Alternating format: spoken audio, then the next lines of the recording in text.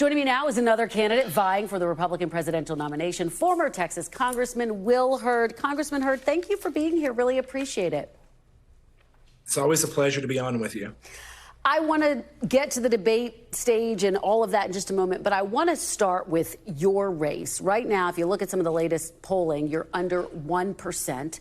And, you know, we took a look. We haven't seen you very active on the campaign trail this month. We did see at some 4th of July parades. Do you think you can make a dent in the polls if you don't start to more aggressively campaign?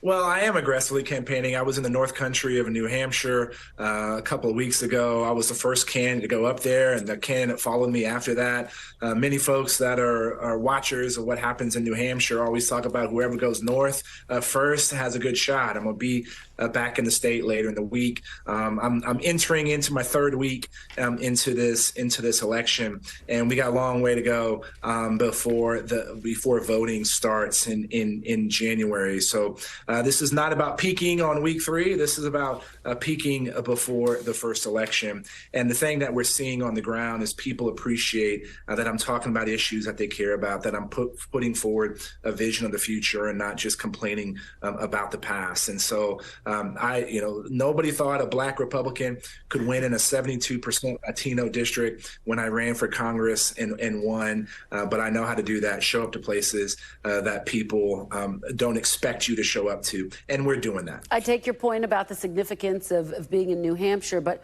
what do you say to voters who basically want to see you crisscrossing a number of the battleground states, even though you're only 3 weeks into this campaign? Are you taking this run seriously? Of course I'm taking this run seriously. And what voters are saying is like, hey, Will, do what you got to do because we need a voice like yours. We need someone who's not afraid of Donald Trump, but who also is talking about how do we have unprecedented peace in our time at a time when the Chinese government is trying to surpass us as a global superpower. How are we going to have someone that's talking about issues like artificial intelligence, which is going to upend every single industry, not in 10 years, but in 2 or 3 years.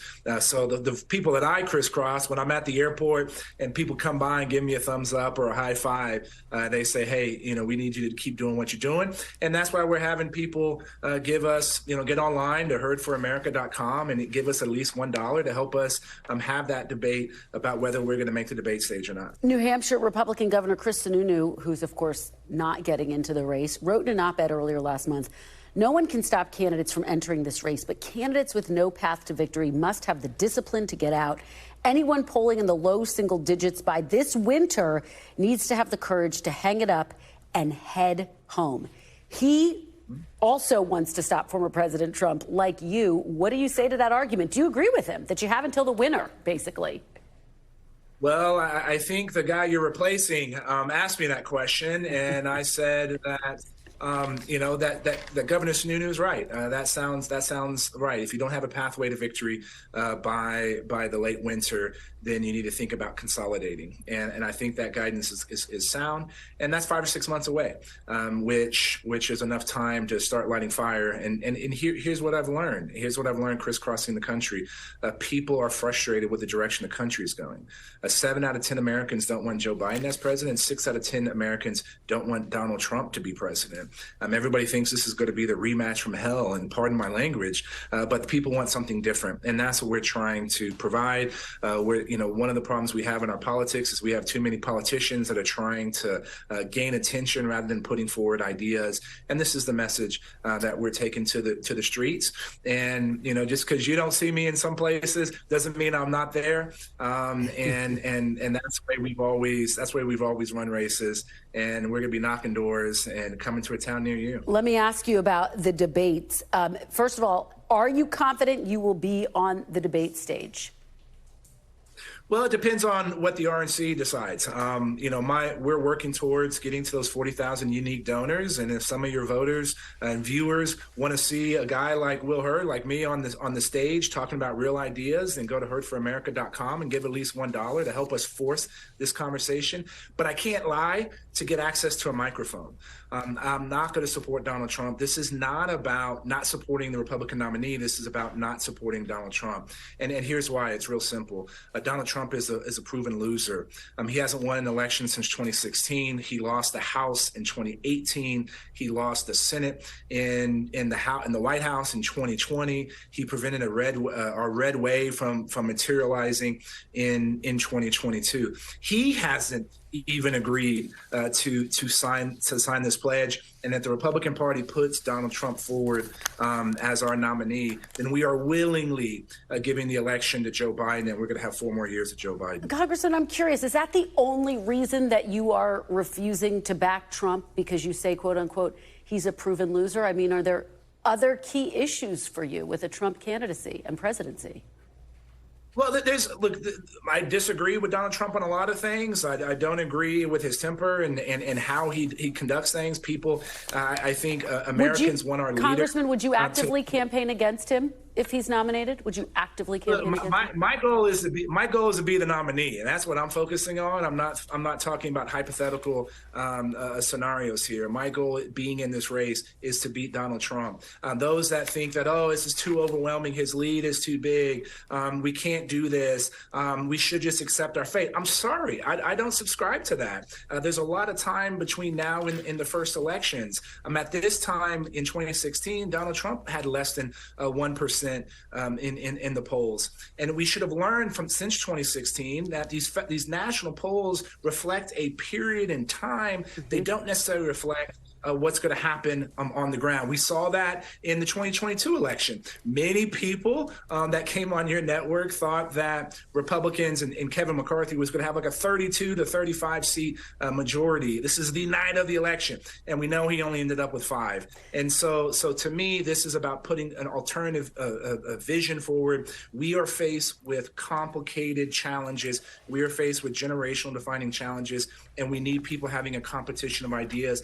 And we also need leaders that recognize we're better together. And this is the message we're taking to the United States. Congressman, I do want to ask you about foreign policy, what's happening at NATO right now. The fact that President Zelensky has expressed real anger and frustration about the fact that the U.S., that other NATO members are not backing their request to join NATO. Do you think that's the right call? The argument being that they're locked in a war right now.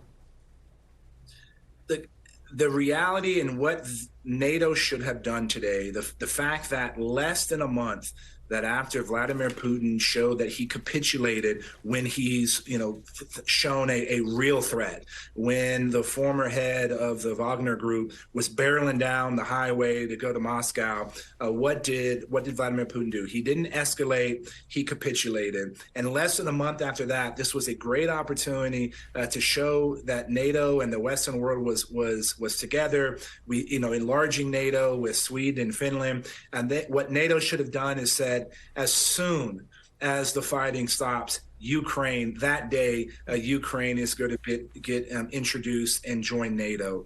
Ukraine is going to have the most disciplined and experienced fighting force in Europe. They're probably going to have the most sophisticated equipment and capabilities. They are going to be a powerful ally to NATO, and this is what our NATO leaders should have said today.